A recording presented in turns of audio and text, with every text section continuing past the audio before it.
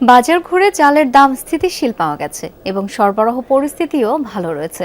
নতুন চাল বাজারে আসায় পুরনো চালের দাম কেজি প্রতি 1 থেকে 1.5 টাকা বেড়েছে, এমনটা জানিয়েছেন বাণিজ্যমন্ত্রী খন্দকার আব্দুল মুকতাদির। এর আগে পাইকারি চালের বাজার পরিদর্শন করেন বাণিজ্যমন্ত্রী ও খাদ্য প্রতিমন্ত্রী মোহাম্মদ আব্দুল বারী। পরে সচিবালয়ে ব্রিফ করেন তারা। বাণিজ্যমন্ত্রী বলেন, চালের বাজারে কোনো ঊর্ধ্বগতি নেই, পাইকারি ও খুচরা বাজারে দামের উল্লেখযোগ্য কোনো তারতম্য দেখা যায়নি। আরও জানান, বিভিন্ন সংস্থার মাধ্যমে প্রতিদিন বাজার মনিটরিং করা হচ্ছে। বিজলি কেবলসের স্কিন কোটেড ইনসুলেশন আগুন প্রতিরোধী। বিজলি কেবলস, নিরাপদ আজীবন।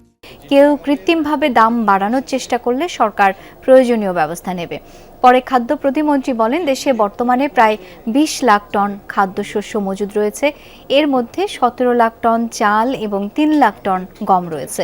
ভবিষ্যতে কোনো ঘাটতি দেখা দিলেও বিদ্যমান মজুদ দিয়েই পরিস্থিতি মোকাবেলা করা সম্ভব বলে আশ্বস্ত করেন খাদ্য প্রতিমন্ত্রী।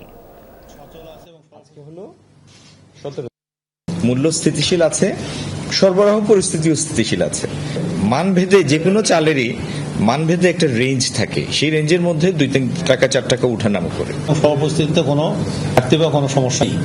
সেই ক্ষেত্রেও যদি এরকম পরিস্থিতি আসা যায়, সাথে সাথে আমাদের বাজার ইন্টারভেন্সের মতো ক্যাপাসিটি আছে, এ ব্যাপারে কোনোভাবে আতঙ্কিত হওয়ার কারণ নেই।